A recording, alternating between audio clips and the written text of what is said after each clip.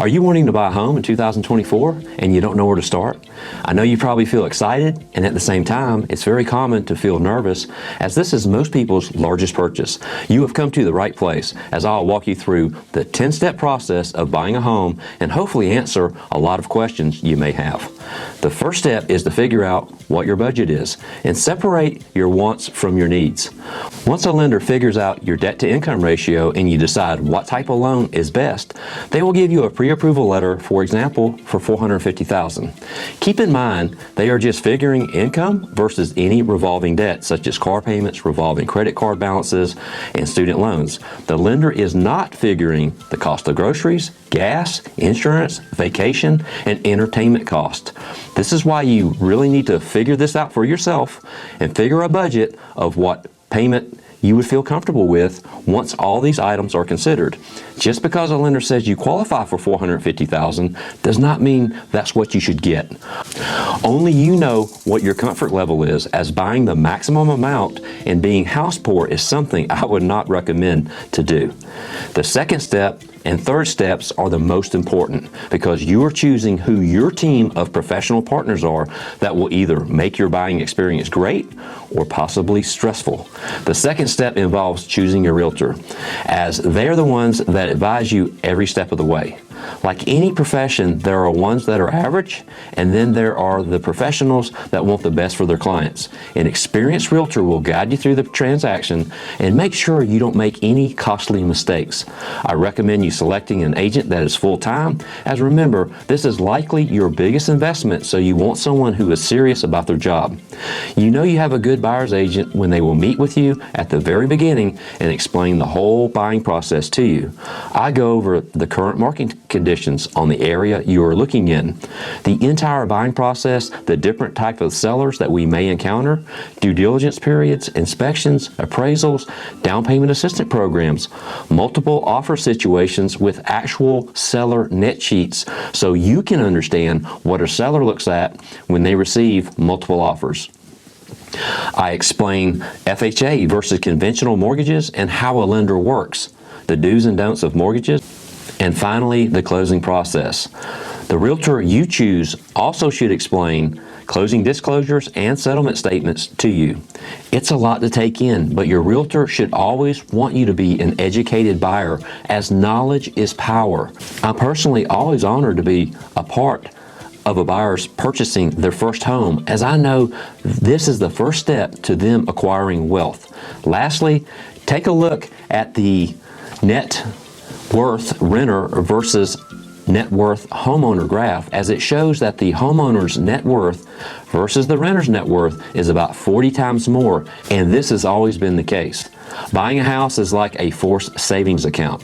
The third step is super important: choosing the lender and getting pre-approved. The lender is the one who can make the transaction very smooth, very bumpy, or not close at all. Again, choose an experienced professional lender who is a good problem solver that is highly recommended. They will look at your situation and explain all your options, whether that is FHA, conventional, USDA, or VA loan, depending upon your circumstances. Don't make the mistake of going online and just choose a lender because they give you a lower payment on their fee sheet.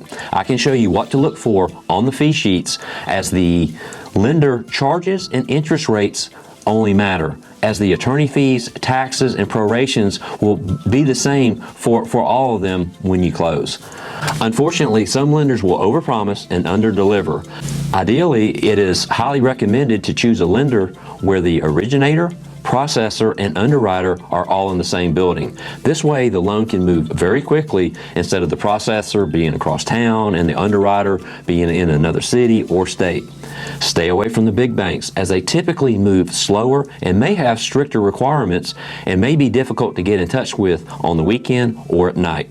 Here's a scenario to think about. Let's say you present an offer on a home and it's a multiple offer situation. I will be asked by the listing agent certain questions, okay? And the main question will be, have you used this lender before?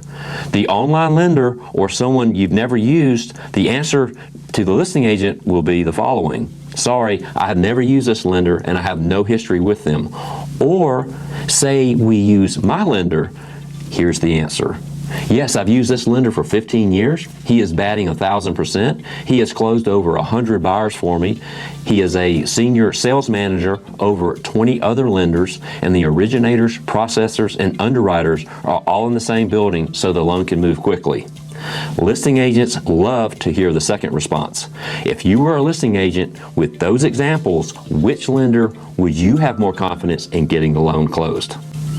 The fourth step is house hunting, and this will actually be the fun part, discovering what you actually like. I've had couples tell me they want a ranch and they ended up buying a two-story. Start with a needs versus wants list. Choose the area first.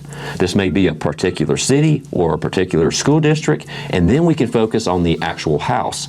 As you look for properties in the same area, in the same price range, you will become an expert on price and whether or not it is priced correctly or overpriced.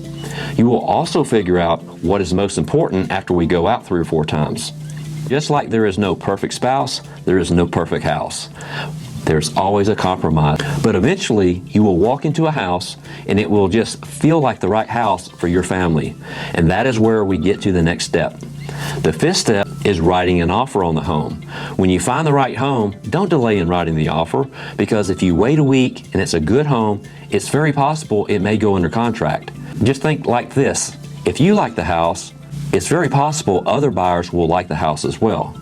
At this stage, I will gather all the comparable sales within the neighborhood or 1 mile from the property, and we can discuss structuring an offer.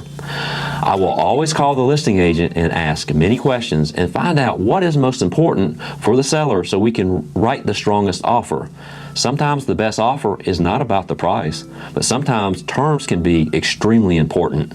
Example would be if they were building a new construction home and they needed a lease back after closing for 2 weeks. That would be extremely important, as that would save them from not having to move twice. Once we submit the offer, 3 things can happen. They can accept it, they can counteroffer, or they can just reject the offer. A typical counter may include changing the price, less closing cost, a different closing date, or they may want a special stipulation eliminated or changed. Typically in my market, sellers will get back to us within 24 hours of submitting an offer. Let's just say we came to terms and we went under contract. Now we move to step 6, the due diligence period. The 6th step is the due diligence period. Due diligence period is the time in which you perform your home inspection and other necessary inspections. The home inspector will inspect the roof, the exterior, interior of the home, including the plumbing, electrical, HVAC, all appliances, make sure windows are opening and closing correctly, and finally the basement or crawl space if they have one. Other inspections may be radon if you have a basement home, lead inspections for older homes, termite inspections for all homes, and if the home has a septic tank, I will always ask the seller to provide a septic tank clearance letter. In my area in Northeast Atlanta, our due diligence periods are about 5 to 7 days, and if there are multiple offers, even less than that. The inspector will inspect the house, and it's not a pass or fail, as every house, even brand new construction, will have items found. Remember, the home inspection is not a pass or fail, it just points out the defects in the home. Keep in mind, a standard home inspection is paid out of pocket at the time of the inspection and is around $450 to $500 depending on the size of the house in Georgia. Please never ever try to save money by not getting a home inspection. You need to know what you're buying. Step 7 is negotiating repairs. Typically after the inspection, we will get the report that night and write up an amendment asking for items that are most important to be corrected. This is round 2 of the negotiations, and the seller either agrees to fix all the repairs, to fix some of the repairs, or to say no to any of the repairs. Most sellers will usually do repairs, especially if they are legitimate, reasonable repairs, and you're not asking for a 1980 house to be up to code to 2024 code. Typically, if both parties are reasonable, you can come to terms on the repairs. At this point, you will have to make a decision to move forward or terminate if all the repairs are not agreed upon. Always make sure to ask for the repair receipts 5 days prior to closing for all the repairs in the repair amendment. Step 8 is ordering the appraisal. Once repairs are agreed upon and we are moving forward with the purchase agreement, the appraisal is there to protect the bank, as they will only loan up to the appraised value. When the appraisal comes in, there will be 3 outcomes. It will come back at sales price, or if it appraises above the sales price, That's great because you will move into the house with some equity already built in. In case it comes back below value, then we would have to ask for a reduction to the appraised value. This would become the third round of negotiations in the purchase agreement. If the appraised price is lower than the sales price, we would send the appraisal and also an amendment to reduce sales price to the appraised value. The seller does not have to reduce the sales price, but if he does not, you would have the right to terminate as long as we are still in the financing contingency period. If you are doing an FHA loan, that appraisal would stick with the home for 180 days, so the seller could not get another FHA buyer as they would use the same appraisal. The other item is repairs, as FHA and VA have a list of items that needs to be checked off at the time of the appraisal, and the appraisal can be subject to one of these repairs, such as an HVAC, hot water heater, or a stove that is not working. Also, safety items like broken windows, a missing railing on the front porch, or exposed wiring. The appraisal would be subject to those items being repaired prior to closing. Just like the inspection, the appraisal is paid out of pocket at the time it is ordered. Step 9 is the final walkthrough, which I like to do a couple days before closing to make sure the home is in the same shape it was when we put in the offer, meaning a big tree has not fallen on the roof or a pipe has burst and the home is flooded. We also do a walkthrough to ensure all the repairs have been done correctly, and if not, put everyone on notice, including the closing attorney, that the contractor needs to get back out to the house and get the repair done correctly, or closing will be delayed. I would recommend not closing on a home if a big repair has not been done correctly.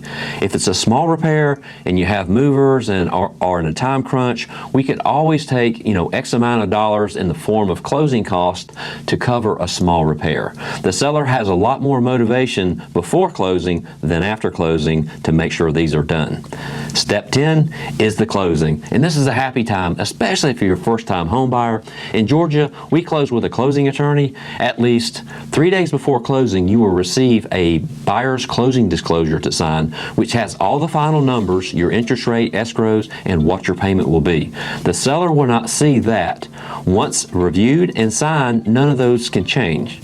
At closing, the main thing is to make sure the cash to closing is the same on the final settlement statement as the preliminary settlement statement that you should receive a day or two before closing. The cash to close will be the amount of the down payment and the closing cost you are responsible for. This will be the amount to wire to the attorney or title company depending on who closes the transaction. There will be a lot of documents to sign, but in about an hour, everything will be signed, and once the lender approves the signed documents, they will fund the transaction and it will be complete. My final thoughts are to keep it simple and focus on the first 3 steps. Figure out what's your budget, the area you want to live in, and what payment you would be comfortable with. Then find a highly recommended full-time realtor to work with, and lastly, find an excellent lender, as this will make the transaction very smooth. The rest of the stuff the realtor should explain to you in detail, as this is why you have a buyer's agent, to make sure you don't make any costly mistakes. The lender should answer any finance-related questions. This is basically how it works, and give yourself at least 3 months from the time you start looking until you close, and possibly up to 6 months if the market is really hot and there's a lot of multiple offer situations. Again, focus on the first 3 steps, and guys, tune into my next video for more real estate tips to help you on your real estate journey.